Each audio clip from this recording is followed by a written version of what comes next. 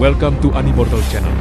Tanpa berlama-lama lagi, mari kita mulai ceritanya. Di langit, sebuah kapal kayu hitam bersiul ke depan, menerobos awan dengan kecepatan yang sangat cepat. Udara terkoyak, menciptakan suara keras. Targetnya adalah pulau perlombaan Sea Corps yang berjarak 10 hari dari sini. Melalui peta laut yang dibagikan selama perang 7 mata darah, Xu Qing tahu bahwa meskipun tempat itu adalah sebuah pulau, ukurannya sebenarnya jauh melampaui pulau-pulau milik ras Duyung. Ukurannya sekitar 10% dari benua Nanhuang. Di kapal kayu hitam ini, Xu Qing dan kapten akhirnya memutuskan rencana perjalanan ini. Setelah banyak berdiskusi, kita akan dapat mencapai Sea Corps Race dalam 10 hari. Rencanamu bagus, tetapi tidak akan menjadi masalah untuk melaksanakannya dalam beberapa hari. Mengapa aku merasa kau cukup bersemangat? Di atas kapal kayu hitam, sang kapten memandang Xu Qing dan bertanya dengan curiga. Mereka berdua telah mendiskusikan rencana untuk menyusup ke Sea Corps Race selama sehari. Alasan mengapa butuh waktu lama adalah karena sang kapten sebenarnya tidak punya rencana. Rencananya adalah beradaptasi dengan situasi setelah menyusup ke pulau itu. Xu Qing tidak menyetujui rencana tersebut. Oleh karena itu, setelah berpikir sejenak, ia mengusulkan sebuah target. Bagaimana mereka dapat memasuki lokasi patung mayat leluhur dengan cara tercepat. Dengan target ini, rencananya menjadi sederhana. Cara tercepat adalah dengan dikawal secara pribadi oleh para kultivator ras mayat laut segera setelah mereka memasuki pulau itu. Dengan cara ini, mereka tidak akan membuang-buang waktu. Xu Qing dan kapten sudah berdiskusi tentang bagaimana cara melakukannya, yaitu terluka. Putri ketiga terluka parah dan nyaris tidak berhasil melarikan diri.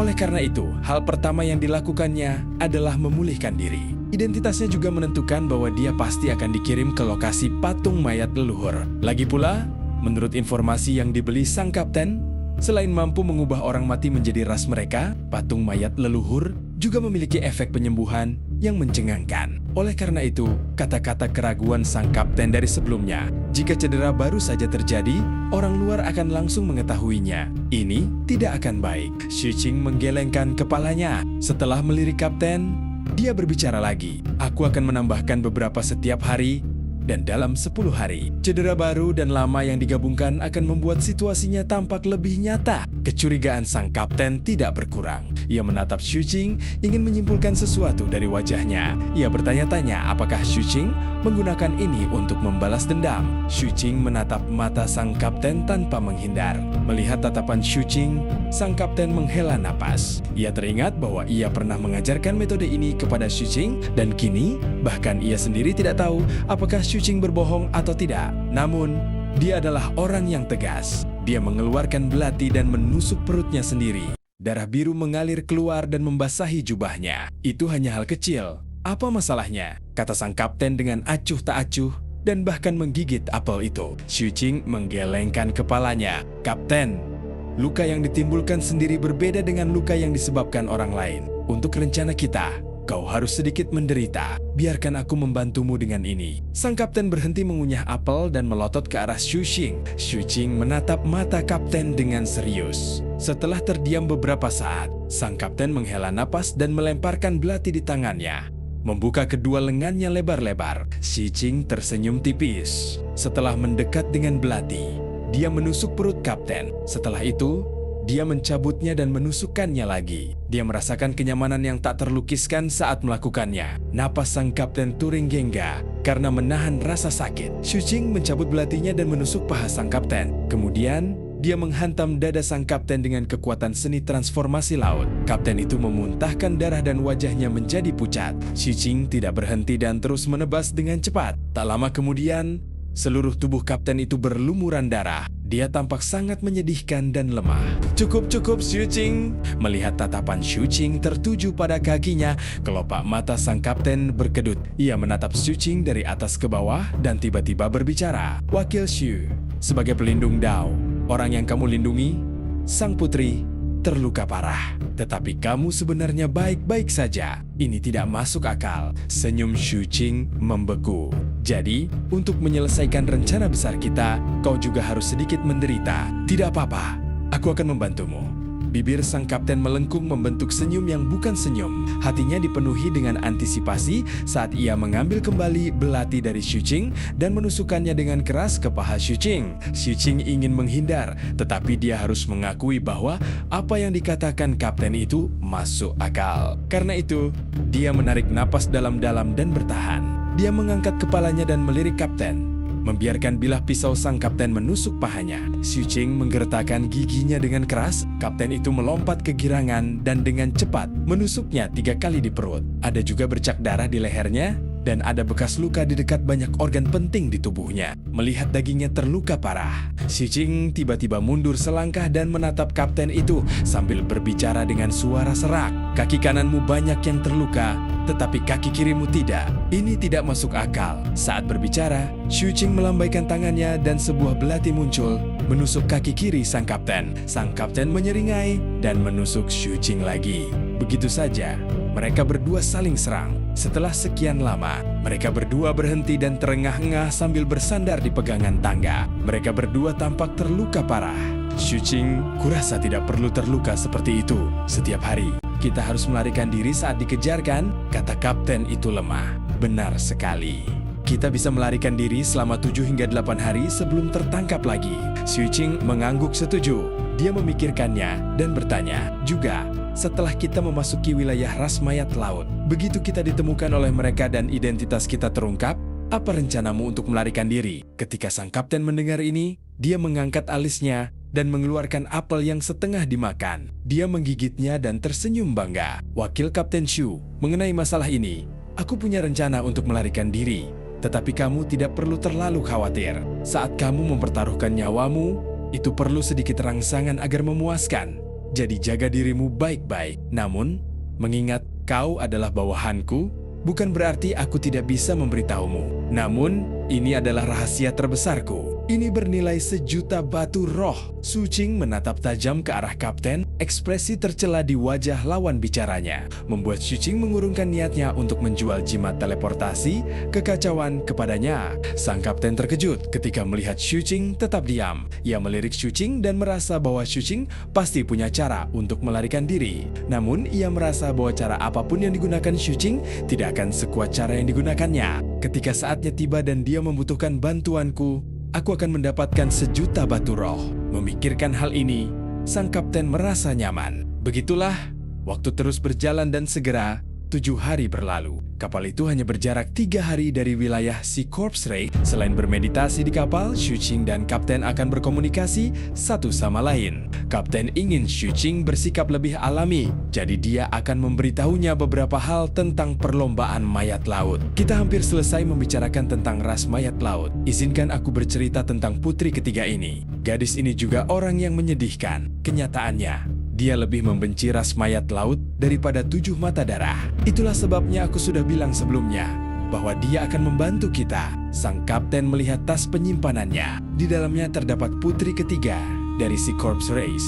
Putri ketiga ini lahir di ras manusia. Bakat ayahnya sungguh menakjubkan. Saat itu, ia dikenal sebagai orang pilihan surga yang memiliki kesempatan untuk menapaki jalan para raja dan penguasa kuno. Namun, dia mengkhianati rasnya dan secara sukarela berubah menjadi mayat laut. Setelah dia berubah menjadi mayat laut, kultivasinya meningkat pesat. Dia secara pribadi ditunjuk sebagai Raja Mayat Laut generasi ini oleh leluhur ras mayat laut. Raja ras mayat laut ini mengolah seni kultivasi khusus ras mayat laut. Seni ini disebut seni pemisah emosi tertinggi. Dia bahkan mengolahnya secara ekstrem dan memahami domain yang disebut kesedihan yang terlupakan. Jelas bahwa semuanya sudah direncanakan dan dipersiapkan. Saat itu, ketika dia mengkhianati rasnya, dia membawa pergi istri dan 3 putrinya dan menyegel mereka di wilayah ras mayat laut, mengubah mereka menjadi roh pemutus dao. Sederhananya, setiap kali Raja ras mayat laut itu memutuskan hubungan dengan kerabatnya, kultivasinya akan mengalami hambatan. Dia membunuh istrinya, putri tertua, dan putri keduanya bertahun-tahun yang lalu di depan putri bungsunya, yang mulia ketiga. Alasan mengapa dia tidak mati adalah karena raja itu belum mencapai hambatan lainnya. Itulah sebabnya aku menyeretnya. Gadis ini terlihat konyol, tetapi itulah yang dia pelajari untuk melindungi dirinya sendiri sejak kecil. Faktanya, Kebenciannya terhadap ayahnya telah lama mencapai titik ekstrem dan jauh lebih kuat daripada kebencian Seven Blood Eyes terhadap ras C-Corps. Jadi, dia memang suka membuat masalah. Dia hanya ingin mencari kematian dan dibebaskan sementara. Aku sudah mengingatkannya untuk tidak membuat masalah kali ini. Tetapi tetap saja itu sia-sia. Keinginan gadis ini untuk mati sudah merasuk jauh ke dalam jiwanya. Sebenarnya, menurut informasi yang aku beli, dia sudah meninggal 7 hingga 8 kali selama bertahun-tahun. Sayangnya, separuh jiwanya telah diambil oleh ayahnya dan disimpan di sisinya. Dia dapat diciptakan kembali kapan saja. Jadi, meskipun dia meninggal di luar, itu bukan masalah besar. Ekspresi Xu Qing berubah saat dia terus mendengarkan sang kapten. Ada sebuah kalimat dalam informasi yang kubeli. Kalimat itu pernah diucapkan oleh Raja Ras Mayat Laut ini. Dengarkan baik-baik. Dunia fana telah mencoreng lukisan. Kuas tak dapat lagi melukis tahun-tahun yang berlalu, dan rasa kesepian pun tertinggal. Bagaimana kesedihan dapat dilupakan? Kata-kata ini bergema di kapal dan kesedihan yang tak terlukiskan menyebar ke segala arah. Xu Qing tetap diam. Di dunia ini, di bawah wajah dewa yang terfragmentasi, setiap orang memiliki kisah mereka sendiri. Dan sebagian besarnya tragis. Tindakan membunuh kerabat demi meraih dao ini tampak tragis, tetapi tidak ada apa-apanya. Namun, ia tetap mengeluarkan pil penyembuh dan melemparkannya kepada kapten. Sang kapten tertegun dan berbicara karena terkejut. Apa yang kau lakukan? Apakah kau mengatakan bahwa lukaku serius dan ingin aku menggunakannya untuk pemulihan? Ini untuk putri ketiga, kata Xu Qing dengan tenang. Qing kecil, ada saatnya kamu bisa bersikap lembut. Kapten itu menatap Xu Qing dengan senyum palsu dan mengukur pil obat di tangannya. Apakah kau sudah terpikat pada putri ketiga? Apakah kau benar-benar siap menjadi mainannya? Xu Qing menatap tanpa ekspresi ke arah ekspresi tercela sang kapten dan tidak berbicara. Qing kecil, apakah kau sedang melihatku atau putri ketiga kesayanganmu? Ayah. Ayah, jika para murid perempuan di sekte itu mengetahuinya, mereka mungkin akan menangis. Semakin banyak sang kapten berbicara, semakin gembira dia. Dia menyingkirkan pil obat dan mengambil jeruk keprok, mengupasnya, dan memakannya. Melihat Xu Qing mulai mengerutkan kening, dia ingin melanjutkan tetapi diganggu oleh Xu Qing. Putri, kita akan sampai di C-Corps Race dalam 3 hari. Beberapa lukamu akan muncul lagi. Kata-kata sang kapten tertahan di tenggorokannya saat Xu Qing berjalan ke arahnya. Dia mengeluarkan belati dan menusuk perut sang kapten. Sang kapten menggertakkan giginya dan menarik napas dalam-dalam. Dia juga mengeluarkan belati dan melotot ke arah Xu Qing. Kau, pelindung dauku, juga harus menderita lebih banyak luka. Sambil berbicara dia ingin menusuk Xu Qing, namun Xu Qing mundur. Putri, kultivasimu hanya di alam kondensasi Qi sempurna dan kecepatan pemulihanmu sangat lambat. Aku akan melindungimu. Di bawah kondisi dikejar sepanjang jalan, luka-lukamu semakin parah dan kau tidak dapat menyembuhkan diri sendiri. Sebagai seorang kultivator foundation building, kecepatan pemulihan aku sangat baik. Jadi aku tidak perlu cedera lagi. Itu terlalu palsu. Sang kapten tertegun sejenak. Memanfaatkan keadaan kapten yang tertegun, Xu Qing maju dan menebas lagi dan lagi. Pada akhirnya, sang kapten memegangi perutnya dan menghindar, melotot ke arah Xu Qing. Namun, menghadapi ekspresi serius Xu Qing, dia menghela napas. Sang putri dan pelindung dao sedang dikejar. Tetapi mustahil bagi kita untuk tidak punya waktu beristirahat, terutama saat kita akan mencapai wilayah ras mayat laut. Para pengejar memiliki beberapa keraguan, jadi mereka tidak mengejar kita. Xu Qing memikirkannya dan menjawab, ya, tetapi semakin dekat kita dengan wilayah klan, semakin parah luka lama sang putri. Dia hampir mati. Jadi dia dikirim ke daerah terlarang untuk segera memulihkan diri. Kapten itu memasang ekspresi getir di wajahnya saat melihat luka-lukanya dan kemudian menatap Xu Qing. Di bawah ekspresi serius Xu Qing, dia menghela napas panjang dan menutup matanya. Xu Qing merasa nyaman di hatinya. Dia menghampiri dan menusuk kapten sebanyak 5 kali lagi, menyebabkan kapten terlihat sangat terluka parah dan lemah. Baru setelah itu, dia mengakhiri pengejaran ini. Waktu berlalu begitu saja. Tak lama kemudian, 3 hari pun berlalu. Kapal kayu hitam yang mereka tumpangi akhirnya mendekati wilayah C-Corps Race ketika benua pulau ras mayat laut muncul di hadapannya. Ekspresi Xu Qing berubah serius. Dia menarik napas dalam-dalam dan memeriksa tubuhnya. Setelah memastikan tidak ada yang salah, dia masih khawatir. Jadi dia membuat bayangan itu memancarkan aura ras mayat laut. Dengan cara ini, Xu Qing pada dasarnya tidak berbeda dari ras mayat laut. Faktanya, dengan Golden Crow Refines All Life, dia sendiri dapat memancarkan sebagian racun mayat bawaan dari si Corpse Race. Di balik penyembunyian ini, penyamarannya dapat dikatakan sempurna. Meskipun Kapten tidak memiliki cara-cara ini, dia jelas telah mempersiapkannya sejak lama. Oleh karena itu, Xu Qing tidak khawatir tentang pengungkapannya. Akhirnya aku berhasil lolos.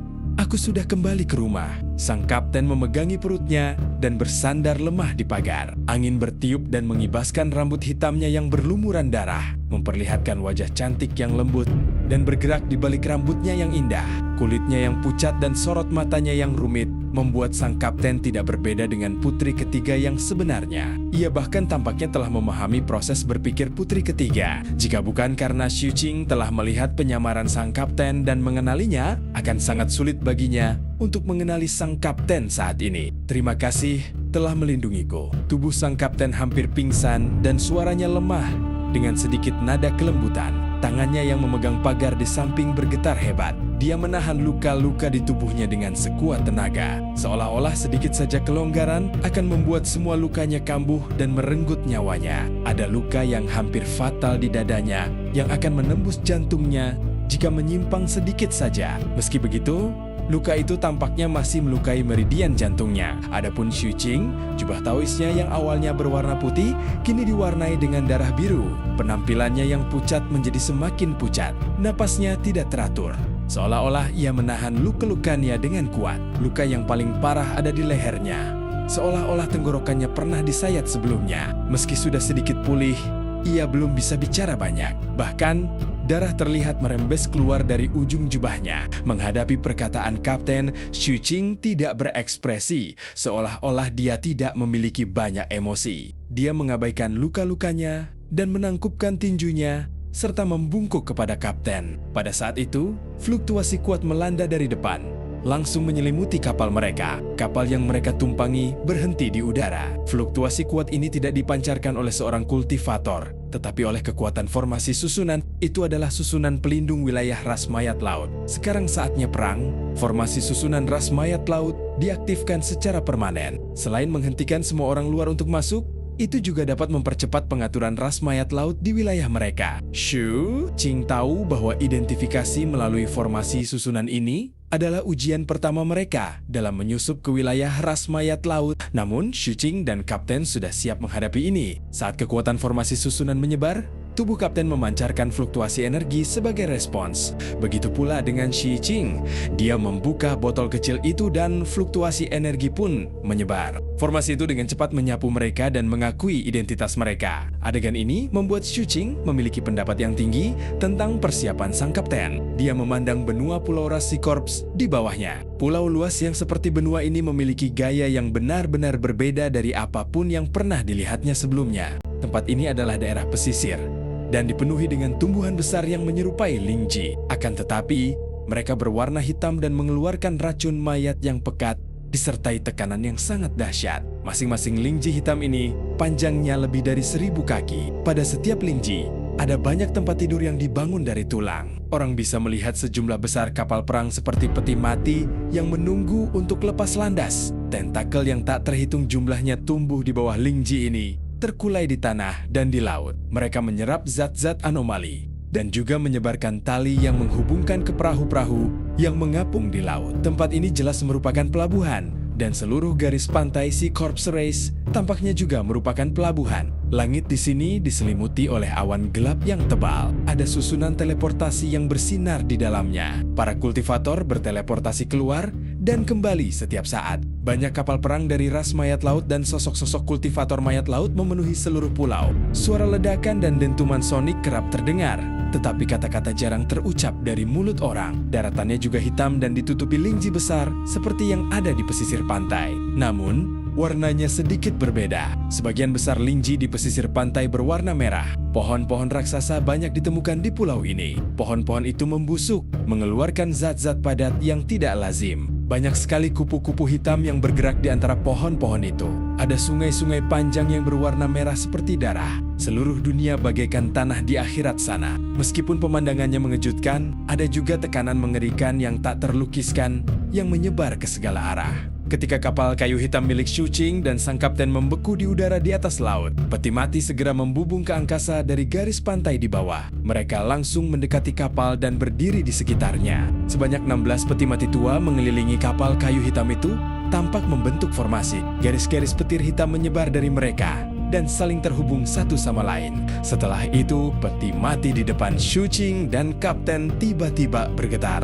Tutupnya terbuka dan mayat laut yang seluruh tubuhnya tertutup kabut hitam keluar. Penampakan mayat laut ini agak kabur karena kabut. Orang hanya bisa melihat samar-samar wujud manusianya. Setelah dia keluar, tatapan tajamnya langsung tertuju pada Xu Qing dan kapten. Fluktuasi kekuatan seorang kultivator foundation building tahap akhir dipancarkan oleh mayat laut ini. Dia belum mengaktifkan Mystic Brilliance Form, tetapi tekanan yang dibentuk oleh 90 lubang sihir membuat hati Xu Qing tenggelam. Orang ini jelas adalah kultivator yang bertanggung jawab atas pelabuhan di bawah. Dia muncul karena Xu Qing dan kaptennya. Xu Qing menundukkan kepalanya dan mengikuti etika perlombaan mayat laut yang telah dipelajarinya dalam perjalanan untuk menunjukkan rasa hormatnya. Kultivator mayat laut ini mengalihkan pandangannya ke Xu Qing dan sang kapten. Sebelum berbicara kepada sang kapten dengan suara yang dalam, "Salam, putri ketiga, di mana ayahku?" Kapten itu memegang pagar dan bertanya dengan dingin. "Raja ada di medan perang dan belum kembali. Jadi, kamu melihatku tapi tidak berlutut. Lagi pula, apa maksud dari blokade ini?" Sang kapten tiba-tiba mengeluarkan mutiara hitam dan melemparkannya ke arah kultivator mayat laut. Tubuh kultivator mayat laut itu bergetar, tetapi dia tidak terluka sama sekali. Dia menatap kapten tanpa ekspresi dan menundukkan kepalanya untuk berlutut dengan satu lutut. Serangan ini jelas membuat luka sang kapten semakin parah. Ia memuntahkan darah namun dengan kuat menahan rasa sakit. "Antarkan aku ke tanah patung mayat leluhur. Aku ingin menyembuhkan luka-lukaku." Sebelum raja pergi, ia berpesan agar jika sang putri kembali, ia harus langsung dikirim ke istana dan tidak boleh keluar. Menghadapi permintaan putri ketiga, kultivator bangunan pondasi tiga api itu menjawab dengan tenang. Ia kemudian melambaikan tangan kanannya. Seketika, semua peti mati di sekitarnya memancarkan aura seorang kultivator. Pada saat yang sama, petir hitam juga terhubung ke kapal kayu hitam dan membimbingnya maju. Adegan ini tidak di luar ekspektasi Xu Qing dan sang kapten, dan rencana mereka mencakup solusi untuk itu. Sang kapten memuntahkan seteguk darah. Keadaannya yang lemah dan tanda-tanda hampir mati terlihat jelas. Ia menatap kultivator mayat laut tiga api dan tiba-tiba tersenyum manis. "Baiklah, tidak apa-apa jika aku mati di istana. Dengan begitu, setelah aku hidup kembali, aku akan punya alasan untuk melahapmu dan semua orang di Timo. Pasti menyenangkan. Cepatlah." Sang kapten yang menyamar sebagai putri ketiga memiliki senyum manis di wajahnya yang sangat cantik dan polos. Akan tetapi, makna di balik kata-katanya sungguh jahat. Seolah-olah ada kebencian dan kegilaan terpendam yang perlahan menyebar, menyebabkan kultivator bangunan pondasi mayat laut tahap akhir menghentikan langkahnya. Ia mengetahui karakter putri ketiga dan memahami bahwa ia mencari kematian dengan keluar berkali-kali. Ia juga mengetahui bahwa setiap kali putri ketiga bangkit, raja akan mengatur agar sebagian rakyatnya dimangsa oleh putri ketiga untuk mempercepat proses kebangkitan.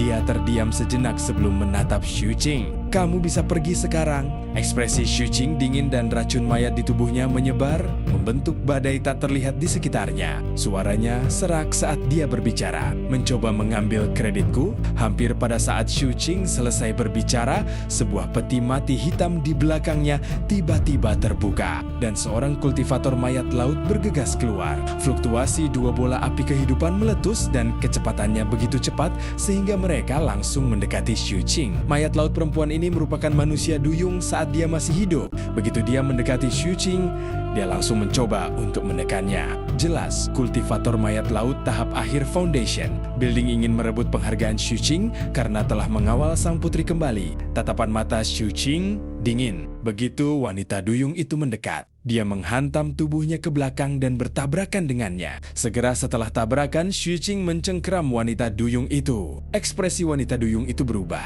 Pikirannya terguncang oleh kekuatan fisik Xu Qing dan api kehidupan di tubuhnya bergoyang. Dia segera mundur, namun kecepatan Xu Qing terlalu cepat. Saat dia mencengkeramnya, kekuatan hisap tampak menyebar, menyebabkan gerakan wanita duyung itu membeku. Pada saat berikutnya, Xu Qing bergerak dan tiba di depan wanita itu dalam sekejap mata. Tangan kanannya menusuk dadanya dan mencengkeram jantungnya, meremasnya dengan kejam. Squelch, jantung kultivator mayat laut duyung itu hancur. Meskipun ras mayat laut tidak peka terhadap rasa sakit, luka-luka seperti itu tetap membuatnya menjerit sedih. Namun, kultivator wanita ini juga tidak sederhana. Matanya dipenuhi dengan kekejaman saat dia menggigit leher Xu Qing. Ini adalah metode yang umum digunakan oleh mayat laut. Giginya yang tajam hendak menyentuh Xu Qing ketika Xu Qing mencibir dan membenturkan kepalanya ke mulut kultivator wanita itu. Gigitan itu sangat kuat, menyebabkan sebagian leher mayat laut duyung itu langsung robek. Saat dia menghirupnya,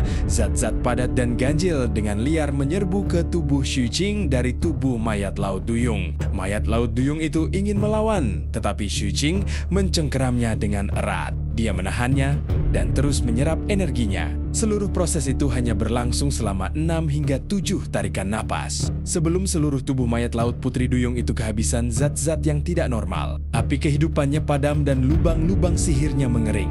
Seluruh tubuhnya berubah menjadi mayat kering dan jatuh ke samping. Dia tidak mati dan masih bergerak-gerak. Asyik sekali. Kenapa nona muda ini jadi kempes? Sang kapten tersenyum manis dan berjalan sempoyongan mendekati mayat laut putri duyung betina. Xu Qing menoleh dan menatap ke arah 3 kultivator mayat laut bangunan yayasan api yang berdiri di udara. Biar aku telan 9 lagi. Aku bisa memberimu pujian. Masih ada darah biru di sudut mulut Xu Qing. Tatapannya dingin dan tanpa emosi. Namun, penampilannya saat ini menyebabkan ekspresi mayat laut bangunan yayasan 3 api menjadi sedikit serius. Alasan dia bicara seperti itu tadi bukan hanya untuk merebut pujian, tetapi juga untuk menyelidiki. Selama masa perang ini, beberapa pengikut Seven Blood Eyes telah menggunakan berbagai cara untuk menyelinap masuk. Meskipun mereka semua ketahuan dan terbunuh, kepulangan sang putri mungkin juga diatur oleh Seven Blood Eyes. Jika pihak lain benar-benar pergi sekarang, dia akan melaporkan masalah ini, dan anggota klan lainnya secara alami akan menyaring orang tersebut. Namun, sekarang dia menepis pikiran ini. Formasi susunan itu telah mengonfirmasi identitas sang putri. Adapun anggota klan yang mengawal sang putri kembali. Formasi susunan itu tidak hanya mengonfirmasi identitasnya, tetapi pihak lain juga melahap zat-zat aneh yang merupakan sesuatu yang hanya berani dilakukan oleh mayat laut. Mampu membunuh 1 dari 2 bawahan apinya dengan mudah. Itu berarti pihak lain tidak jauh dari menembus levelnya. Dia mengangkat tangannya dan melambaikan tangan. Petir yang menyambar 16 peti mati hitam di sekitarnya langsung menghilang dan mereka pun jatuh. Kirim sang putri ke area terlarang patung mayat leluhur ke-7. Setelah blokade dicabut, kultivator pembangunan pondasi tahap akhir, Reis, angkat bicara. Seketika, Lingji di tanah mulai berputar dan mengeluarkan kabut hitam dalam jumlah besar. Setelah kabut hitam ini menggeliat dan berkumpul, terbentuklah gurita besar. Gurita ini melayang. Salah satu tentakelnya melilit kapal kayu hitam itu. Sementara tentakel lainnya menjulur ke kejauhan di tanah, membawa Xu Qing dan kaptennya langsung ke kejauhan. Di belakang mereka, kultivator mayat laut 3 api menundukkan kepalanya dan dengan hormat mengantar mereka pergi. Pada saat yang sama, dia mengeluarkan suara rendah. "Putri, ini tugasku. Tolong jangan pedulikan ketidaksopananku tadi." Dengan itu, kultivator mayat laut 3 api menggigit salah satu jarinya dan melemparkannya ke depan. Seketika,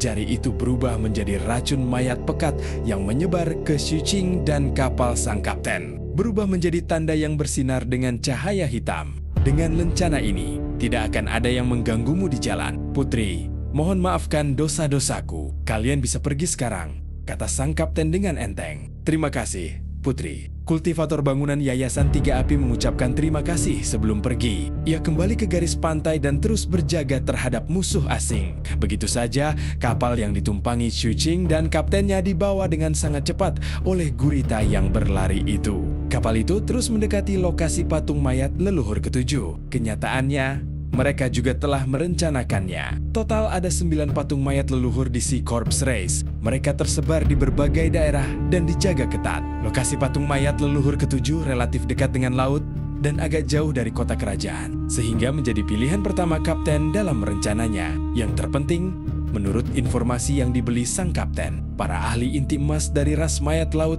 yang menjaga patung mayat leluhur ketujuh dipindahkan ke medan perang karena mereka sangat tertekan di garis depan. Orang yang menjaganya sekarang hanya memiliki dasar kultivasi alam bangunan fondasi sempurna. Su Qing awalnya ragu-ragu, tetapi kapten menjamin bahwa tidak ada yang salah dengan informasinya. Jadi Su Qing tidak bertanya lebih jauh saat mereka bergerak maju dan memasuki pedalaman. Dunia ras mayat laut ini terungkap sepenuhnya kepada Su Qing dan sang kapten. Tanahnya hitam pekat dan ditutupi oleh rumput hitam yang tak terhitung jumlahnya. Rumput-rumput ini mengandung zat-zat aneh yang sangat padat, menyebabkan tempat ini tidak berbeda dengan zona terlarang yang pernah dikunjungi Su Qing.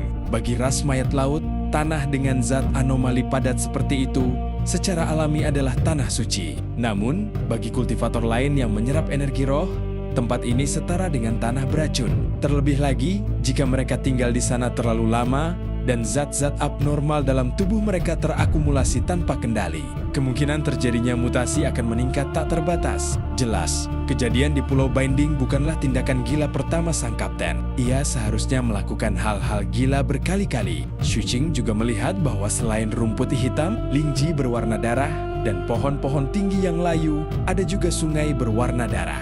Meskipun langit gelap gulita, hal itu tidak memengaruhi penglihatan. Ada banyak mata di awan, dan mata-mata itu semuanya berwarna merah. Setiap kali mata-mata itu terbuka, cahaya akan menyebar ke tanah. Karena mereka membuka dan menutup pada waktu yang berbeda, tanah yang tertutup oleh langit hitam ini selalu memiliki cahaya. Meskipun pencahayaannya redup, itu sudah cukup bagi para kultivator untuk mengamati lingkungan sekitar mereka. Adapun mata apa itu, Su Qing segera tahu jawabannya. Ia melihat sebuah mata muncul dari balik awan, memperlihatkan tubuh seekor ikan besar yang membusuk. Ikan ini memiliki tentakel di kepalanya dan sebuah mata di ujung tentakelnya. Tidak dapat dilihat ketika tertutup, tetapi ketika dibuka, ia memancarkan cahaya seperti lentera. Ikan-ikan ini berkumpul rapat di awan-awan di langit Sea Corpse Race. Mereka kadang-kadang tenggelam dan terbang di udara, menyebabkan cahaya terus menyebar. Adegan ini membuat Su Qing merasa sangat aneh. Pada saat yang sama, dia juga melihat banyak mayat laut. Anggota ras ini berasal dari semua jenis ras, yang sebagian besar belum pernah dilihat Su Qing sebelumnya. Saat mereka bergerak maju, Su Qing juga melihat pemandangan yang membuat pikirannya bergetar. Itu sebidang tanah. Semua pohon lingji dan pohon raksasa di tanah telah dibersihkan. Ketika gurita melewati daratan, Su Qing melihat sejumlah besar mayat laut menggali tanah. Bagian yang digali tampak seperti pohon palem. Namun, pohon palem ini terlalu besar, berukuran beberapa ribu kaki, tampak seperti kuburan raksasa kuno. Saat tanah digali dan daging yang membusuk terlihat, Su Qing melihat lebih banyak mayat laut berkumpul di sana. Mereka sedang membaca mantra dan melakukan semacam ritual. Ketika kapal Su Qing meninggalkan daerah itu, terdengar suara gemuruh yang menggetarkan bumi. Jantung Su Qing bergetar ketika dia menoleh dan melihat sebuah tangan besar yang panjangnya 10.000 kaki terentang dari tanah, seolah-olah ingin meraih langit. Kebangkitan! Su Qing menarik napas dalam-dalam. Selain itu, ada makhluk unik di ras mayat laut, yaitu kupu-kupu berwajah hantu. Menurut pengetahuan umum sang kapten, ketika Su Qing melihat kupu-kupu ini, ia tahu bahwa kupu-kupu ini disebut mimpi hantu. Rumornya, kupu-kupu mimpi hantu ini adalah penduduk asli benua pulau ini. Mereka adalah ras yang muncul di sini sebelum ras mayat laut. Ada banyak dari mereka di benua pulau ini. Saat Su Qing dan kapten bergerak maju, kupu-kupu mimpi hantu melayang dan menari-nari di sekitar mereka. Pemandangan ini seharusnya menjadi pemandangan yang indah. Tetapi saat wajah-wajah hantu jahat di sayap kupu-kupu melahap zat-zat anomali itu dengan ganas, pemandangan itu menjadi menyeramkan dan aneh. Entah mengapa, banyak kupu-kupu mimpi hantu berkumpul di dekat Su Qing. Bahkan, dia bisa melihat lebih banyak lagi kupu-kupu yang datang ke arahnya dari jauh. Hal ini menyebabkan Su Qing mengerutkan kening. Pelindung dauku, Mengapa kau menarik perhatian lebah dan kupu-kupu?" Di belakangnya, sang kapten terbatuk pelan dan berbicara. Xuqing melirik sang kapten. Dia merasa kapten terlalu tenggelam dalam perannya. Jika dia ingin berbicara, maka bicaralah dengan benar. Batuk lembut yang terdengar seperti erangan itu membuat Xuqing sangat tidak nyaman. Namun Xuqing tidak mengatakan apa-apa. Ini karena dia tahu bahwa meskipun leluhur sekte berlian telah diam beberapa hari ini dan tidak muncul, menurut kepribadian pihak lain, dia pasti telah merekam beberapa adegan secara diam-diam. Rekaman yang berharga ini diharapkan berguna di masa mendatang. Karena itu, dia melemparkan pandangan tajam ke arah kapten sebelum memalingkan kepalanya dan mengabaikannya. Sang kapten mengangkat alisnya dan hendak melanjutkan bicaranya ketika sebuah fluktuasi energi datang dari jauh. Kekuatan pelindung dari susunan itu turun lagi dan mendarat di kapal kayu hitam itu. Gurita itu gemetar dan merangkak di tanah, membiarkan formasi susunan itu menyapu. Adapun kupu-kupu berwajah hantu, mereka dengan cepat menyebar. Xuqing juga melihat ke bawah dengan ekspresi serius. Dia melihat sebuah bangunan besar di kejauhan. Desain bangunan ini sederhana. Terdapat 2 pilar batu besar yang tampak seperti pintu tanpa kepala. Di dalamnya terdapat pusaran hitam yang bergemuruh dan berputar, memancarkan kilat merah yang menyebar ke segala arah. Di luar pintu, ada banyak kultivator mayat laut yang duduk bersila di atas lingji merah. Ada pria dan wanita di antara mereka.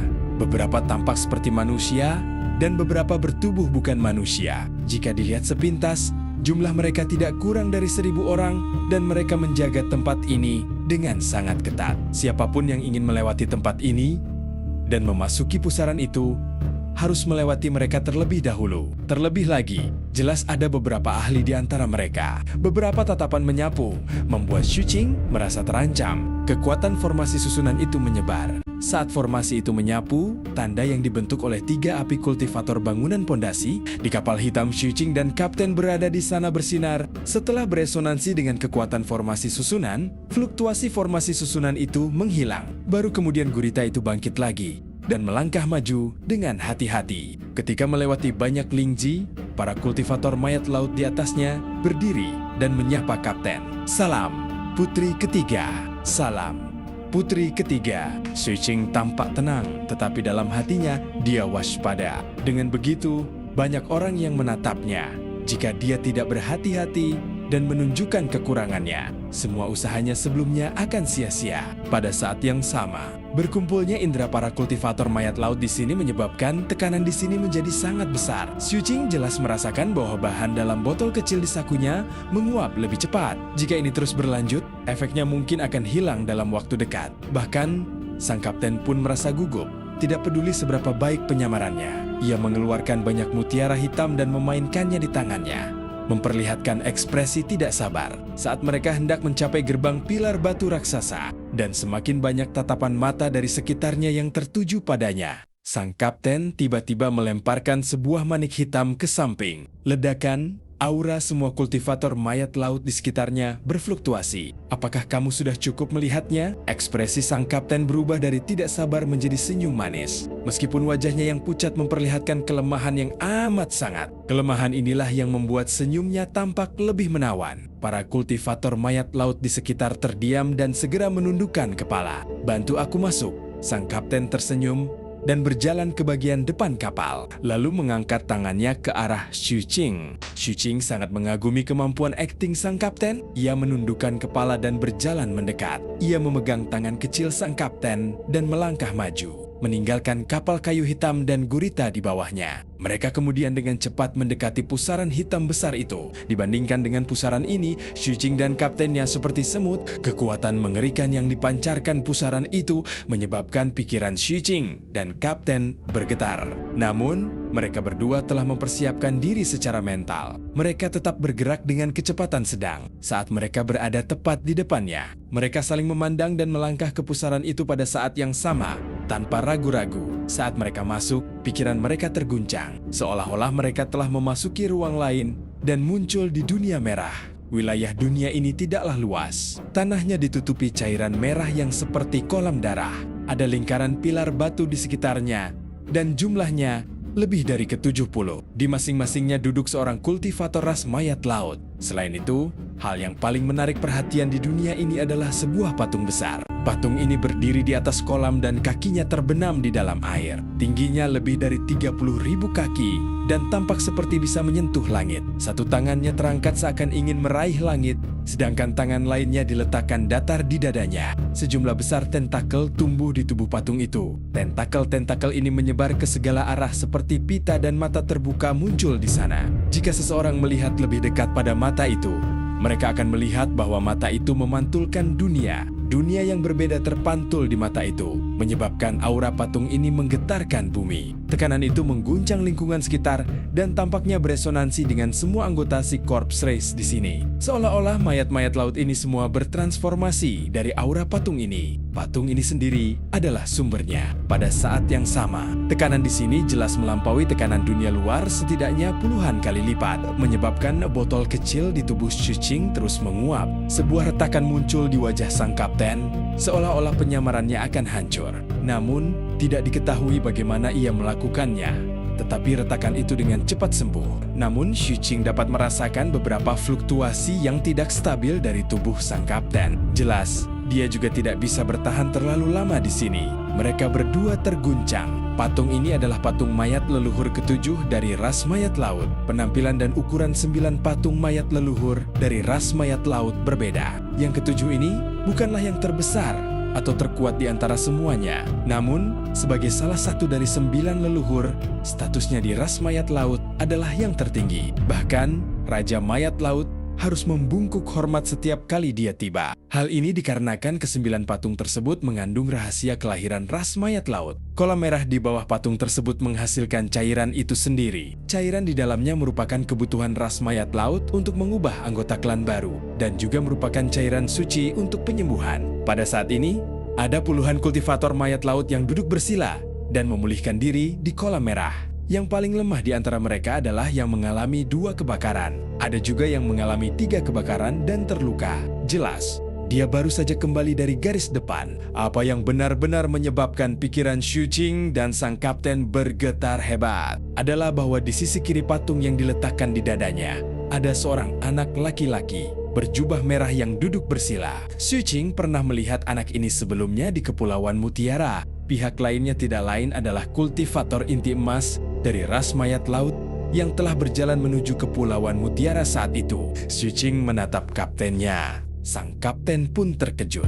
Ia menanggapinya dengan senyum pahit. Jelas, informasinya salah. Mungkin wali sebelumnya telah dipindahkan dan wali baru telah tiba. Xuqing terdiam. Ia merasa terlalu gila untuk mempercayai kapten dan datang ke sini bersamanya. Tidak hanya ada puluhan dua api di sini, tetapi juga ada 1000 kultivator di luar. Selain itu, ada seorang kultivator inti emas yang bisa menamparnya sampai mati dalam jarak sedekat itu. Meskipun pihak lain sedang bermeditasi, Xuqing dapat membayangkan bahwa jika pihak lain membuka matanya dan melihat lebih dekat, dia mungkin dapat menyimpulkan sesuatu. Bagaimanapun, tekanan di sini sudah menghilangkan efek penyembunyian mereka. Belum lagi ini adalah wilayah ras mayat laut.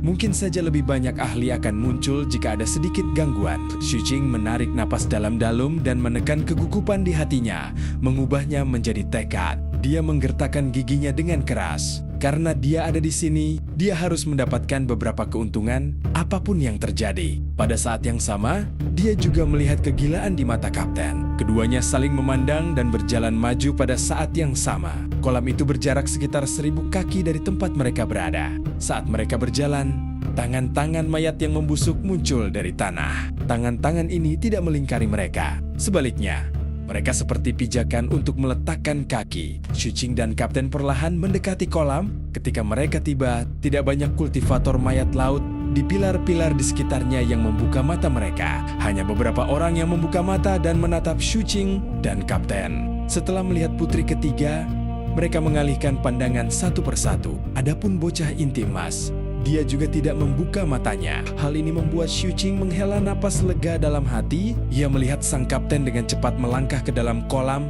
dan mencari tempat yang dekat dengan kaki patung. Setelah duduk bersila, ia sesekali akan mengubah posisinya, ingin menyentuh patung itu sepenuhnya. Xuqing juga melangkah ke dalam kolam. Begitu dia masuk, dia merasakan kekuatan aneh yang tersimpan di dalam kolam. Itu bukan energi spiritual, atau zat-zat yang tidak normal. Itu lebih seperti makanan murni yang juga mengandung kekuatan jiwa, yang menyebabkan lubang-lubang ajaib di tubuh Xu Qing bergetar samar hanya dengan berjalan masuk. Hal ini segera memungkinkan Xu Qing untuk memastikan bahwa kolam ini memang sangat membantu dalam membuka lubang-lubang ajaib. Dia segera duduk dan mengalihkan pandangannya ke para kultivator mayat laut di sekitarnya yang sedang memulihkan diri. Dia kemudian dengan hati-hati mencoba menyerap kekuatan itu. Xu Qing tahu bahwa dia tidak bisa membuka lubang sihirnya di sini. Kalau tidak, fluktuasi yang dipancarkan akan terlalu jelas dan dia akan segera ketahuan. Oleh karena itu, metode terbaik adalah menyimpan kekuatan ini.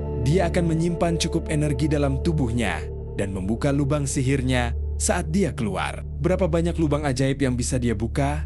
Tergantung pada berapa banyak yang bisa dia simpan di sini. Tekad muncul di mata Xu Qing saat ia mengedarkan basis kultivasi di tubuhnya. Seketika, jejak energi berwarna darah mengalir ke tubuhnya dari kolam dan perlahan berkumpul di dantiannya. Begitu cairan roh merah ini muncul di dantiannya, ia memancarkan kekuatan yang menggetarkan jiwa, menyebabkan lubang sihir di tubuh Xu Qing yang belum terbuka terus bergetar. Keinginan yang kuat muncul dalam hati Xu Qing. Xu Qing menahan napas dan dengan hati-hati memeriksa sekelilingnya sebelum melanjutkan untuk menyerap. Perasaan seperti mencuri di bawah hidung musuh ini. Itu sangat merangsang. Tempat di mana patung mayat leluhur ketujuh berada sangat sepi. Biasanya, tidak ada fluktuasi energi yang hebat di sini. Dan ras mayat laut tidak mengizinkan anggota klannya untuk membuat terobosan di dekat patung itu. Oleh karena itu, keheningan di sini berlangsung sepanjang tahun. Penyembuhan di sana memerlukan kualifikasi, kecuali jika seseorang memiliki status tinggi. Hanya mereka yang telah memberikan kontribusi pada ras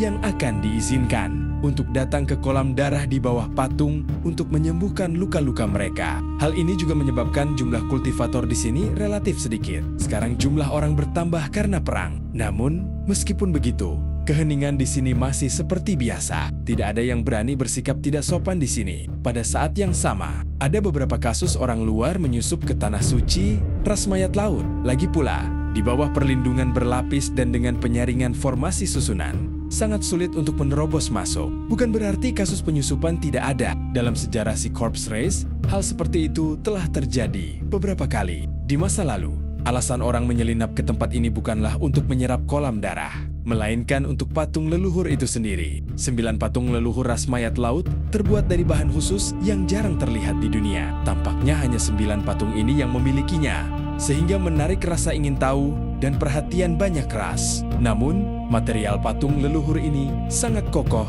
dan bahkan jika sebagian patung hancur, patung itu dapat pulih dengan cepat. Selain itu, tidak semua orang dapat menekan ras mayat laut sehingga patung-patung itu terpelihara dengan sempurna. Tentu saja, jika kekuatan penyerangnya mencengangkan, mereka dapat menghancurkan patung itu sepenuhnya. Namun, sebagian besar dari mereka yang memiliki kekuatan besar tidak akan menyusup. Mereka dapat mengandalkan kekuatan mereka untuk meminta kerjasama dari si Corpse Race. Terlebih lagi, begitu material patung-patung ini meninggalkan pulau ras mayat laut, mereka akan berubah menjadi benda biasa dan kehilangan kedalamannya. Seiring berjalannya waktu dan setelah mengalami penjelajahan ras-ras kuat berkali-kali, ke-9 patung ini akhirnya diabaikan oleh yang lain. Terlebih lagi, karena patung-patung itu pulih dengan sendirinya. Patung-patung itu tampaknya tidak pernah mengalami kerusakan apapun. Ada rumor bahwa suku mayat laut awalnya memiliki lebih dari 9 patung leluhur. Hanya saja, suku mayat laut hanya dapat melestarikan 9 patung leluhur hingga saat ini. Namun, apapun yang terjadi, bagi ras mayat laut, patung-patung ini adalah benda suci mereka. Siapapun yang memiliki rencana terhadap benda suci tersebut akan diperlakukan sebagai musuh terbesar mereka. Sekalipun penyusup itu tidak dapat menyebabkan kerusakan pada benda suci mereka, itu tetap merupakan penghinaan di mata ras mayat laut. Penyusupan terakhir terjadi 100 tahun yang lalu. Saat itu, penyusup itu hanya berada di wilayah Foundation Building. Dia menggunakan beberapa metode yang tidak diketahui untuk datang ke sini dan menyerap sejumlah besar cairan roh sebelum melarikan diri hidup-hidup. Rasi Corps sangat marah dan mengejar penyusup itu selama bertahun-tahun. Namun, orang itu sangat berbakat. Setelah lolos dari bahaya demi bahaya, dia diangkat menjadi menantu oleh orang penting. Baru pada saat itulah Rasi Corps tidak punya pilihan selain menunda masalah ini. Namun, mereka menjadi lebih waspada setelah itu. Adapun kultivator bangunan fondasi saat itu, dia telah bangkit dalam 100 tahun terakhir dan merupakan master tua ketujuh dari puncak ketujuh dari 7 mata darah. Hari ini, peristiwa yang pernah terjadi dalam sejarah terjadi di sebelah patung mayat leluhur ketujuh. Xuqing dengan hati-hati menyerap cairan roh itu. Jumlah cairan roh berwarna darah yang terkumpul di tubuhnya berangsur-angsur meningkat. Dan aura yang dipancarkannya yang membuat lubang sihirnya menjadi iri semakin kuat. Namun, bahaya di sekitarnya dan ahli inti emas menyebabkan Xuqing menjadi sangat berhati-hati. Aku tidak boleh terlalu serakah. Begitu tubuhku penuh, aku akan meninggalkan tempat ini. Xuqing memperingatkan dirinya sendiri melihat tidak ada yang memperhatikannya. Kecepatan penyerapannya menjadi lebih cepat. Selain itu, pada saat ini, bayangan itu diam-diam memasuki kolam. Setelah 100 mata berkedip pada saat yang sama, ia menyesapnya dengan rasa ingin tahu. Setelah itu, semua matanya menyipit seolah-olah sangat mabuk dan dengan cepat menyerap cairan itu. Melihat ini, Xuqing diam-diam mengeluarkan tongkat besi hitam dan meletakkannya di kolam. Leluhur sekte berlian itu jelas terguncang. Setelah menyerap sedikit, matanya juga menyala. Kalian berdua bisa menyerapnya? Apakah cairan roh ini efektif untuk semua orang? Xuqing terkejut. Setelah berpikir sejenak, dia diam-diam menggunakan Golden Crow Refines All Life. Seketika, tato totem yang tercetak di punggungnya bersinar sedikit di bawah kendali Xuqing. Sejumlah besar cairan merah mengalir ke dalamnya. Adegan ini menyebabkan Xuqing sangat terkejut. Sang kapten segera menyadari kecepatan penyerapannya. Matanya memerah karena iri. Kecepatan penyerapan Xuqing jelas lebih cepat darinya. Hal ini membuat kapten merasa malu. Oleh karena itu, setelah melihat sekeliling dan menyadari bahwa tidak ada yang memperhatikan, ia mengeluarkan botol kecil dan menaruhnya di dalam air sebelum memukulnya dengan keras. Seketika sejumlah besar cairan spirit berwarna darah mengalir ke dalam botol. Botol ini misterius dan dapat menampung banyak cairan. Namun, botol itu cepat penuh. Setelah kapten menyimpannya dengan tenang, ia mengambil botol lain dan mulai menyimpan cairan itu lagi. Begitu saja, dia menggunakan benda demi benda untuk menyimpan cairan. Kecepatannya tidak lebih lambat dari Xuqing. Xuqing juga merasakan kejadian ini. Dia melirik kapten dengan cemberut. Kapten juga menatapnya dengan tatapan provokatif. Xuqing terdiam. Dia tahu bahwa kaptennya adalah orang gila, jadi dia tidak akan berdebat dengan orang gila. Pada saat yang sama, dia terus mengingatkan dirinya sendiri untuk tidak serakah dan hanya mengambil secukupnya. Setelah dia menyerap secukupnya, dan bayangan leluhur sekte berlian atau Golden Crow Refines All Life mencapai batasnya, dia akan pergi. Namun, bayangan leluhur sekte berlian dan dirinya sendiri belum cukup menyerapnya. Xuqing memikirkannya dan perlahan-lahan menggerakkan tubuhnya mendekati patung itu. Dia sudah merasakan bahwa semakin dekat dia dengan patung itu, semakin baik kualitas cairan roh berwarna darah. Saat dia mendekati patung itu, hati Xuqing dipenuhi dengan keterkejutan. Dia menemukan bahwa kecepatan penyerapannya telah meningkat lebih jauh. Begitu pula dengan bayangannya. Leluhur sekte berlian adalah yang paling tidak berguna. Dia benar-benar mencapai batasnya segera setelah itu.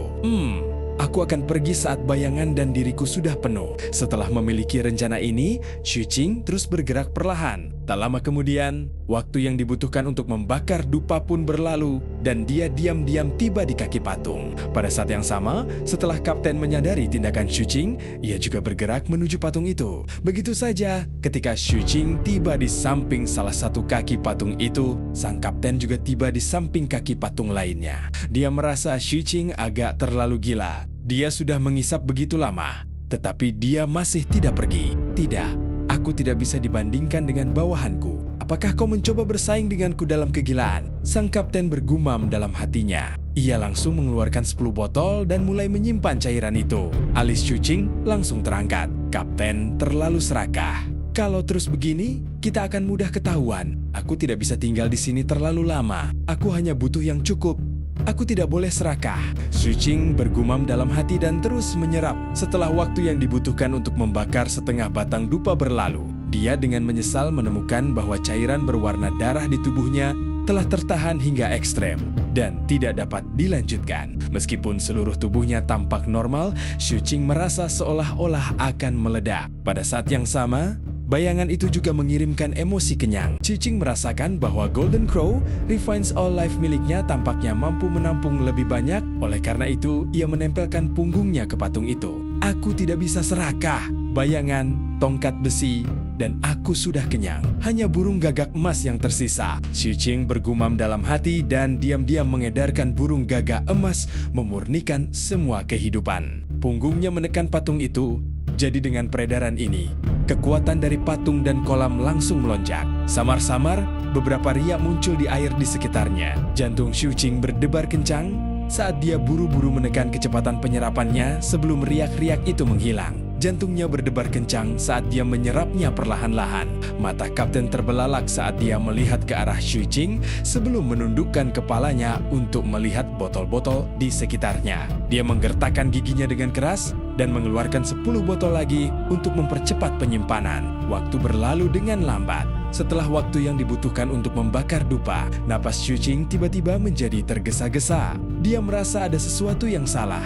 Pada saat itu, dia bisa merasakan bahwa saat dia melepaskan Golden Crow, Refines All Life pada patung itu. Selain sejumlah besar qi dan kekuatan darah yang melonjak masuk, ada juga bola arus bawah yang terbentuk dengan cepat di lokasi. Dia menekan patung itu. Arus bawah ini ada di dalam tubuh patung. Orang luar tidak dapat melihat atau merasakannya. Hanya ketika Qiqing mengaktifkan Golden Crow Refines All Life, dia dapat merasakannya. Hal itu memberinya perasaan bahwa dia telah mengumpulkan sejumlah besar kotoran selama penyerapan. Kotoran-kotoran ini tidak dapat meninggalkan patung dan terhalang. Oleh karena itu mereka terus berkumpul dan memancarkan fluktuasi yang menyebabkan jantung Qiqing berdebar kencang. Fluktuasi ini sangat tidak stabil. Ia akan meledak jika diberi sedikit rangsangan. Qiqing merasa ngeri. Terutama karena dia samar-samar bisa merasakan bahwa kekuatan yang terkandung dalam arus bawah ini sangat mengerikan. Dia merasa bahwa begitu meledak, dia pasti akan diselimuti olehnya dalam jarak sedekat itu. Qiqing merasakan krisis hidup dan mati yang intens. Begitu benda ini meledak, pasti akan menimbulkan reaksi lain di patung itu. Terlalu berbahaya. Qiqing segera menjadi waspada. Dia perlahan menahan Golden Crow Refines All Life dan dengan hati-hati mengakhiri melahapnya tanpa merangsang substansi yang ada di bawahnya. Ia merasakan bahwa setelah arus bawah kehilangan daya hisapnya, arus itu perlahan melayang ke atas sepanjang bagian dalam patung dan menjadi semakin tidak stabil. Qiqing mengangkat kepalanya dan melirik ke arah bocah Golden Core yang duduk bersila. Dia berdiri diam dan tidak berani bergerak terlalu cepat. Dia menekan kegugupan di hatinya dan berjalan keluar. Tindakan Qiqing membuat Kapten tercengang. Ketika dia melihat Qiqing memberinya sinyal dengan matanya. Sang Kapten sedikit ragu saat berdiri dengan mata yang memperlihatkan sedikit konflik dan keengganan. Ia merasa bahwa apa yang telah dilakukannya kali ini sama sekali tidak memuaskan. Terlebih lagi, tingkat kegilaannya jauh lebih rendah daripada orang tua itu. Dia merasa akan baik-baik saja apabila tidak seorang pun menyadari bahwa dia telah menyusup dan berhasil pergi. Namun, jika seseorang menemukan identitasnya, ini jelas akan menjadi kerugian besar. Karena ada kemungkinan besar aku akan ketahuan saat keluar. Tentu saja, aku harus bertindak besar. Saat orang tua itu tahu nanti, dia harus mengakui bahwa dia lebih rendah. Setelah Kapten memikirkannya, sedikit kegilaan muncul di matanya. Ketika Qiqing melihat kegilaan di mata Kapten, jantungnya berdebar kencang. Dia tahu situasinya tidak baik. Karena itu, dia tidak ragu-ragu dan mempercepat lajunya. Kapten yang terengga-engga itu tiba-tiba tertawa. Ia meraih tas penyimpanannya dan mengeluarkan sepotong daging yang dipenuhi aura keilahian. Begitu daging itu keluar, fluktuasi energi yang mencengangkan menyebar di sekitarnya. Hampir pada saat fluktuasi ini menyebar, sang Kapten memasukkan daging itu ke dalam mulutnya. Setelah menelannya, seluruh tubuhnya bergemuruh dan meletus dengan cahaya keemasan yang menusuk, menyebabkan semua kultivator mayat laut di sini terbangun. Api kehidupan di tubuh Kapten diaktifkan sepenuhnya. Auranya bergemuruh saat dia melepaskan segelnya. Seluruh tubuhnya bersinar dengan cahaya keemasan, dan dia menerkam kaki patung itu. Dia tidak peduli dengan para kultivator mayat laut di sekitarnya atau ahli inti emas. Dia membuka mulutnya dan menggigit dengan keras kaki patung mayat leluhur itu. Retakan, dan cerita pun berakhir. Sampai jumpa di episode berikutnya. Terima kasih sudah menonton video ini.